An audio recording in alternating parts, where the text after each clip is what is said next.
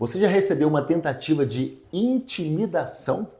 É exatamente isso que aconteceu aqui em Neemias capítulo 6. Graça e paz aprofundados, aqui é Luiz Carvalho do nosso canal Aprofundando em Deus. Se você ainda não está inscrito no nosso canal, inscreva, comente, compartilhe. Nosso canal tem sido uma bênção para muitas pessoas que estão todos os dias tendo acesso à palavra de Deus, porque todos os dias a gente analisa um capítulo da Bíblia.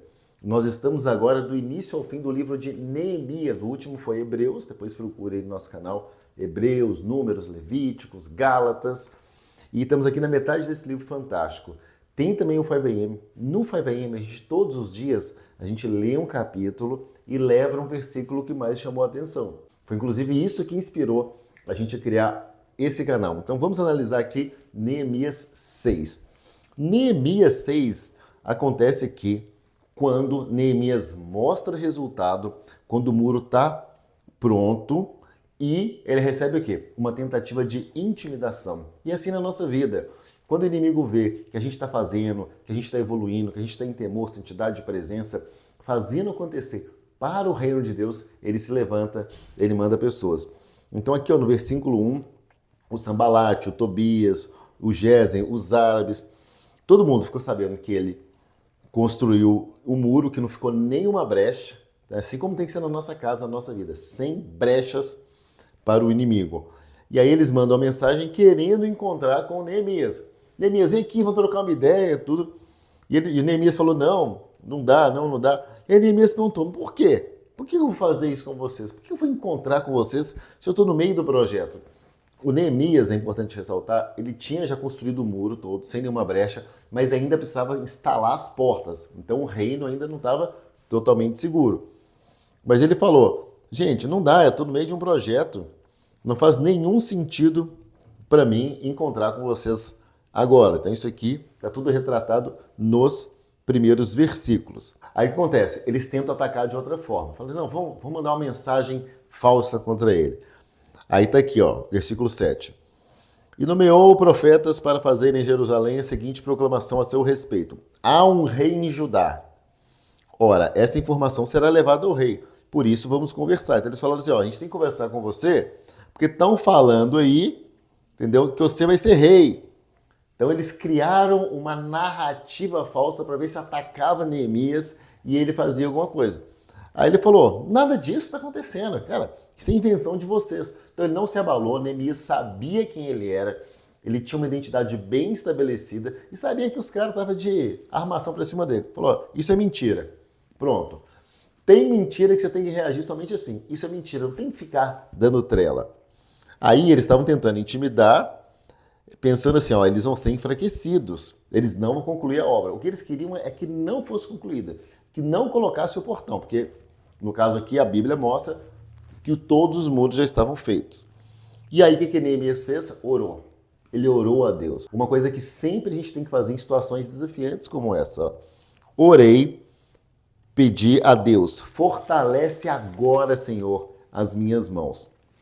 Aí um dia, Neemias foi na casa de um tal de Semaías, filho de Delaías, neto de Meetabel. Aí uns nomes bons aí, se você quiser colocar nos seus filhos, aí Semaías, Delaías, Meetabel, que estava trancado porta adentro. Aí Neemias disse, vamos encontrar-nos na casa de Deus, no templo, a portas fechadas, pois estão querendo matá-lo. Eles virão essa noite.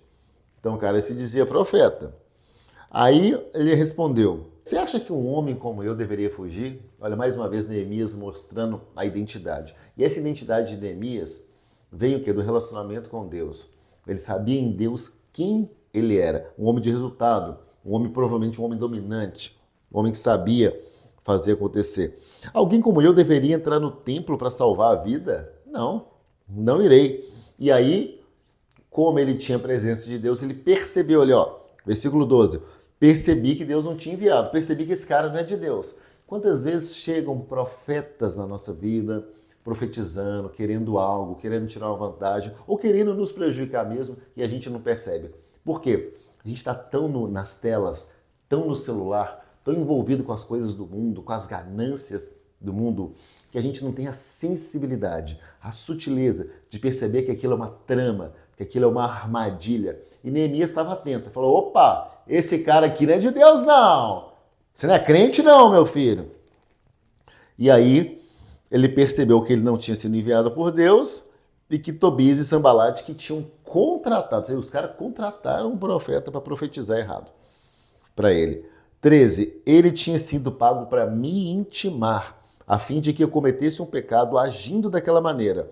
Então eles poderiam difamar-me e desacreditar-me. Então olha o que ele se livrou.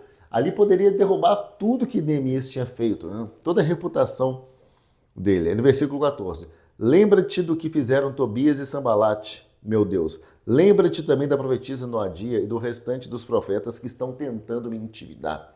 Então Neemias estava recebendo pancadas de tudo quanto é lado. Muitas vezes as pancadas que você recebe na vida, quando você está fazendo algo, são para te fortalecer. Se você resistir, como diz a palavra, resiste, o diabo fugirá de você. Resista e você vai ficar mais forte também.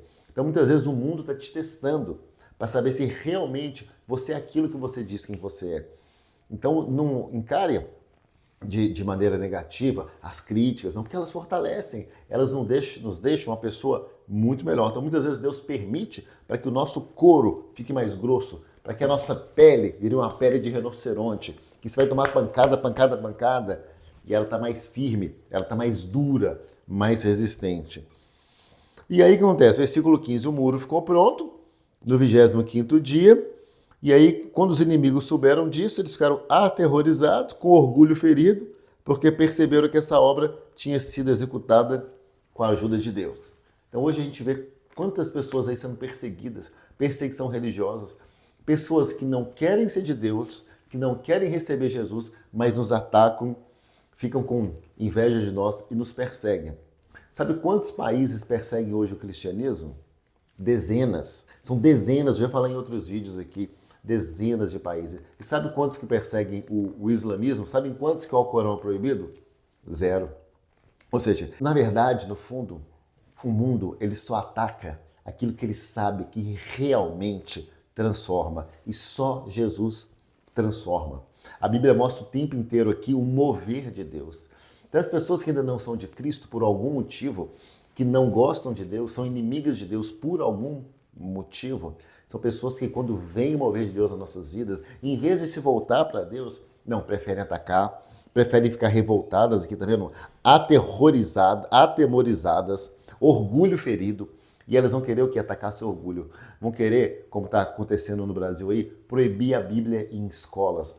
Só que nós temos que ser firmes, nós temos que fazer igual Neemias, orar e agir, orar e vigiar. Essa deve ser a nossa postura.